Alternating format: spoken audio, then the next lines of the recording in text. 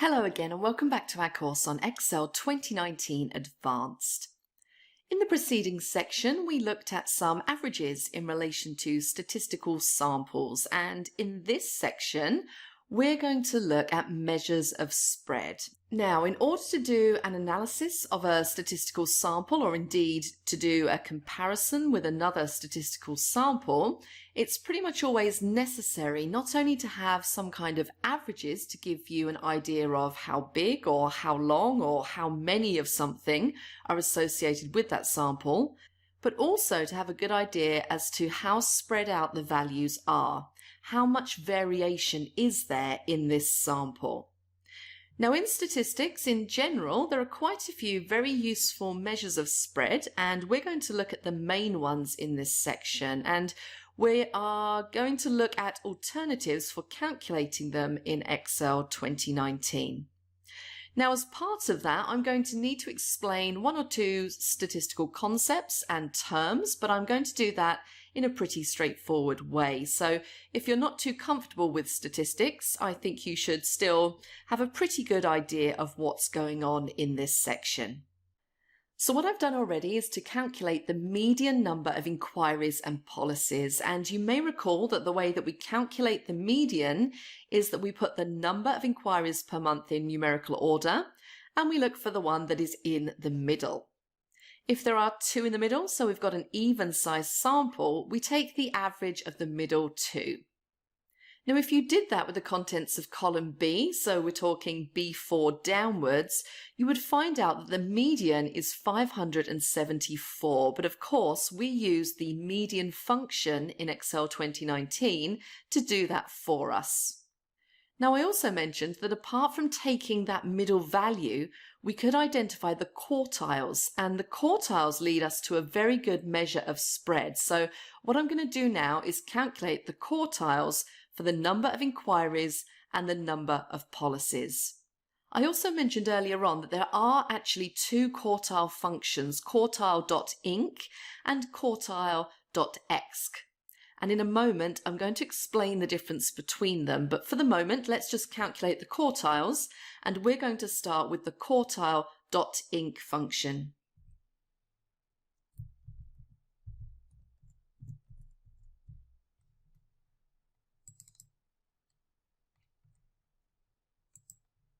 And my array will be branch inquiries.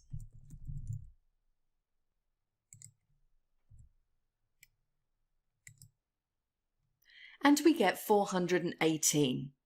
All I need to do then for the first quartile is repeat that, identify the same name for the range of inquiry values, and change the quartile number to 1, and so on. So I'll do that next, and let's see where we get to. So there are 5 quartile values. If we put our inquiries in sequence, the first 25%, the smallest 25%, will be between the 0 and first quartiles, between 418 and 493, etc.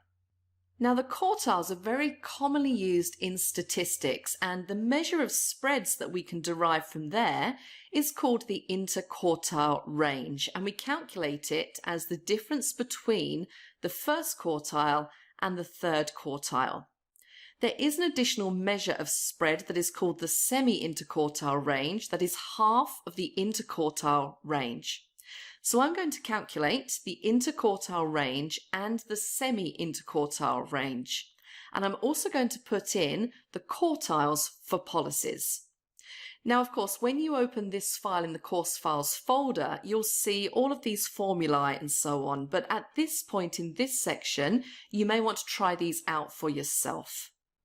So having completed those calculations, including the quartiles for policies, I've also calculated the interquartile range and the semi-interquartile range for policy sales. And if you've been working along with this, you should have come up with the same figures as the ones that I've got here.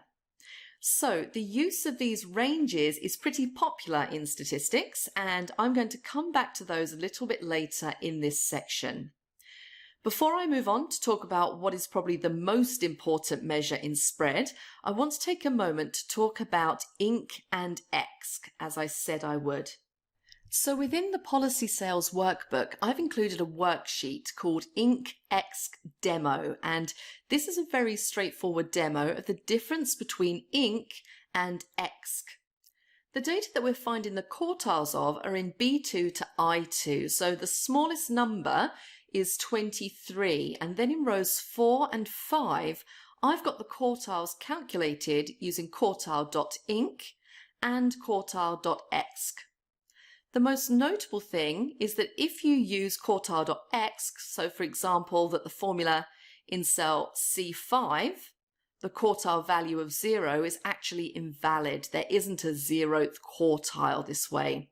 There isn't a 4th quartile this way either. And in fact, the remaining values and remaining quartiles are calculated in such a way that although the median is the same as with the quartile.inc, generally speaking, the first quartile and the third quartile will be smaller and larger respectively, and therefore will give a larger interquartile range.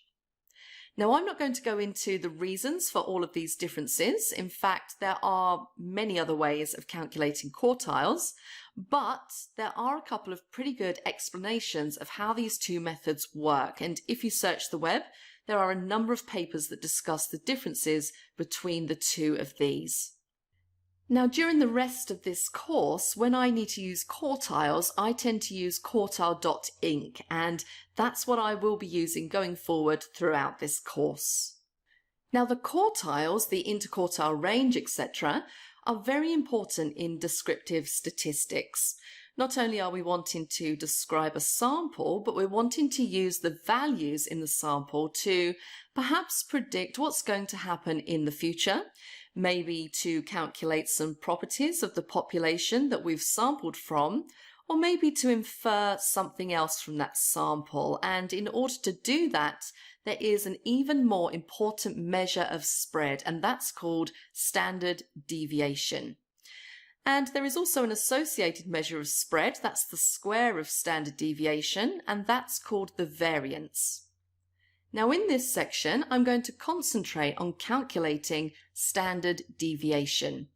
And just to confuse matters a little, when you want to calculate standard deviation, there are really two options, and it's very important to understand the difference between them.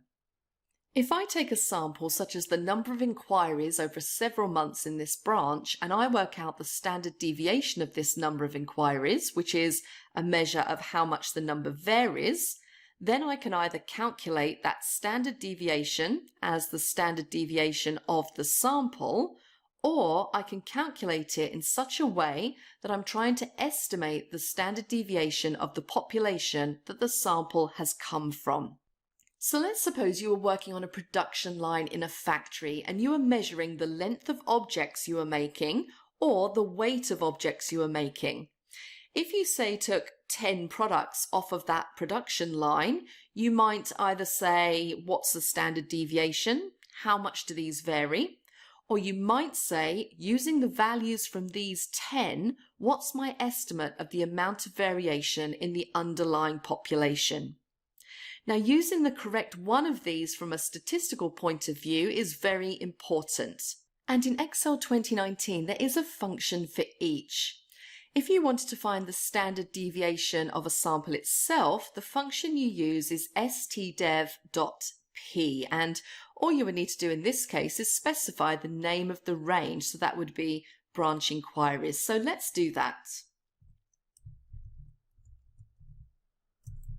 And now we just need to specify our named range, and we know it's branch inquiries.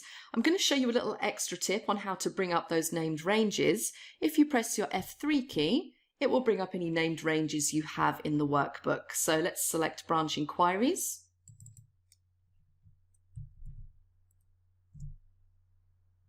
And there we go. Let's take those decimal places down. So that's the standard deviation. If, on the other hand, I want to calculate this standard deviation and use it as an estimate of the population standard deviation, I use a slightly different function, and that is stdev.s. So let's try that.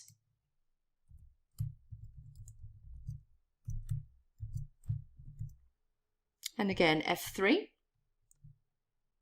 branch inquiries, and let's roll those decimal places down again. And I'm going to do the same for policies.